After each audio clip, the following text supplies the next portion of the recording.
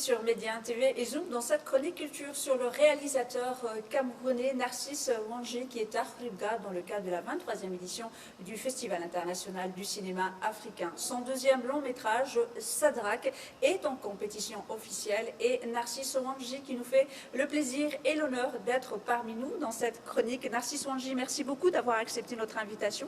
Ce n'est pas votre premier voyage, il n'y a encore moins votre première participation au Festival international du cinéma africain de Ribga. Qu'est-ce que ça vous fait de revenir parmi les vôtres, on va dire? Écoutez, c'est toujours un moment exceptionnel d'être ici à Ribga. La première fois, j'ai été frappé par l'hospitalité de la population d'ici. Et aujourd'hui, ça se reconfirme encore. Donc voilà, je me sens à la maison et je suis particulièrement très heureux et impatient de présenter mon film à ce chaleureux public qui est celui de Ribga. Alors Sadrak, comme je le disais, est votre deuxième long métrage. Qu'est-ce que vous pouvez nous dire sur ce film? Moi, j'ai toujours un peu cette fâcheuse habitude de ne pas souvent trop parler du film, de laisser les gens découvrir. Peut-être que je vais dire, sans spoiler, mais peut-être deux ou trois petites choses. Le film, c'est sur la mémoire. C'est une métaphore à la fois sur la mémoire de nos peuples, la maladie d'Alzheimer qui nous dessine et dont je ne sais pas comment ça se passe ici au Maroc, mais d'où je viens, on est malade lorsqu'on a 40 degrés de fièvre. Chez nous, la maladie d'Alzheimer est inexistante, pourtant elle décime les populations. Et cette ignorance fait que voilà, les patients ou les familles se déchirent à cause de cette ignorance-là. Et j'ai été interpellé par la problématique. Et j'espère que le public d'ici va se retrouver aussi.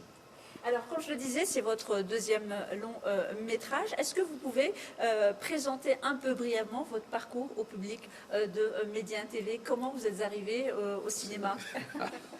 Bon, écoutez, c'est quelque chose d'anecdotique.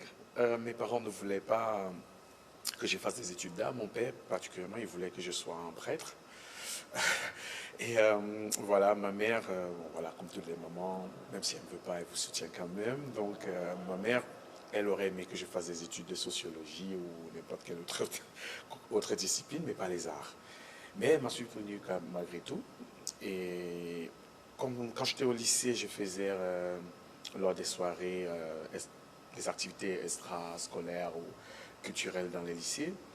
Je faisais du théâtre déjà, théâtre scolaire.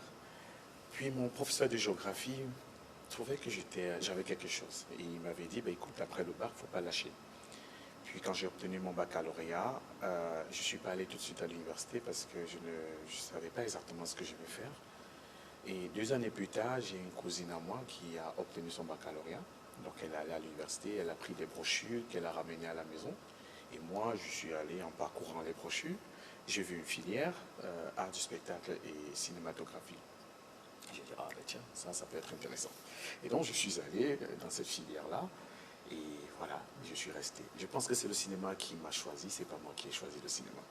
Alors, quand on voit la thématique de votre nouveau film, donc Alzheimer, comme dites, c'est une maladie, un autre mal de ce 21e siècle. Comment vous voyez-vous l'évolution des thématiques dans le cinéma camerounais, puisque vous venez de ce pays, mais un peu du cinéma africain, parce qu'on a vu pendant ne serait-ce que ces premiers jours de projection, de nouvelles thématiques, de nouvelles manières de filmer, de nouvelles manières d'aborder aussi même l'interprétation des acteurs. Quel regard portez-vous sur l'évolution du cinéma africain à travers ces thématiques? Pour que je réponde à cette question aisément, il va falloir de temps en temps que je rentre un peu dans le passé, voir ce que nos prédécesseurs ont fait. Et là, ça permettra de mieux comprendre le chemin qu'on a parcouru jusqu'ici. Moi, d'où je viens, par exemple, et je crois que c'est propre au cinéma africain des années 60, de manière générale, c'était un cinéma très militant, parce qu'il fallait décoloniser, etc. Ils avaient donc des problématiques qui tournaient autour de voilà, la dot, ça c'est pour ce qui est du Cameroun, la dot, le mariage, etc. Il y avait quelques-uns qui s'essayaient un peu de parler, de questionner la politique, mais ça restait quelque chose de très censuré, très censuré, parce que ça ne servait pas les propos à la fois du colonisateur qui supposément est parti et la nouvelle classe dirigeante aussi qui trouvait que le cinéma devenait quelque chose de très dangereux pour eux. Puis vient au Cameroun, pour ce qui est du Cameroun, dans les années 90, il y a une vague de mouvement, la démocratie, on veut la démocratie, etc. Donc on a dit très bien, on vous donne la démocratie. Et ça a aussi donné lieu avec ses corollaires que sont la liberté d'expression, etc. Les cinéastes camerounais ont commencé à s'intéresser beaucoup plus aux problématiques liées à la politique, s'attaquer véritablement aux problèmes, à la gestion, à la bonne gouvernance, etc. Donc il y avait déjà une rupture dans les approches. Avec la venue du numérique, il y a des cinéastes qui sont nés, moi j'appartiens à cette catégorie-là. Voilà, on est un peu influencé par des images qui nous viennent d'ailleurs, on est influencé par des problématiques aussi qui nous viennent d'ailleurs. Il y a un mimétisme à lui pareil qui est là. Ça fait qu'on a quand même une diversité en matière de thématiques abordées. On a évidemment, vous faites bien de le souligner, on a des approches entre guillemets plus ou moins nouvelles d'adresser certaines problématiques. Mais je pense que le problème demeure celui de comment est-ce qu'on pose le regard sur nos sociétés et quel est le type de société qu'on voudrait que les gens voient, quel est le type de société que nous, on aimerait montrer. Et je crois que c'est là où la génération actuelle pêche un peu parce qu'elle singe, elle n'est pas dans une construction d'une société à laquelle elle aimerait aspirer. Voilà. Et c'est à ce niveau-là que moi, j'essaie un peu de me positionner, de se dire, on ne peut pas tout le temps utiliser la fonction mémorative ou rétrospective du cinéma. Il faudrait que le cinéma africain aussi exploite la fonction prospective du cinéma. Et j'essaie de faire ça. Une toute dernière question, très brièvement, Narcisse Ouanchi, vous êtes pour ou contre le streaming?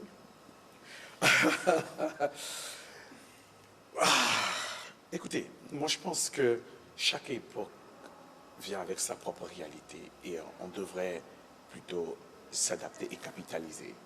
Est-ce que je suis pour ou contre le streaming? Je ne pourrais pas trancher tout de suite. Je pense que on a déjà des difficultés à faire consommer nos œuvres. Les salles de cinéma se font de plus en plus rares et quand bien même elles existent, très rarement vous avez des films africains dans ces salles-là. Et le streaming offre des possibilités à des producteurs indépendants de tirer leur épingle du jeu. Donc pour moi, à partir du moment où c'est un canal qui permet au cinéma africain d'être vu à travers le monde entier, il n'y a pas de raison que je sois contre. Il faut capitaliser.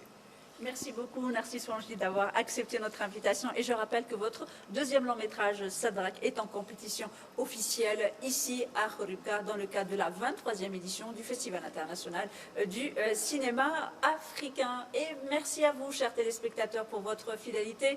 Restez avec nous, l'information se poursuit sur nos différents canaux, Médien TV Arabique, Médien TV Maghreb, Médien TV Afrique et bien évidemment sur notre média digital, medianews.com.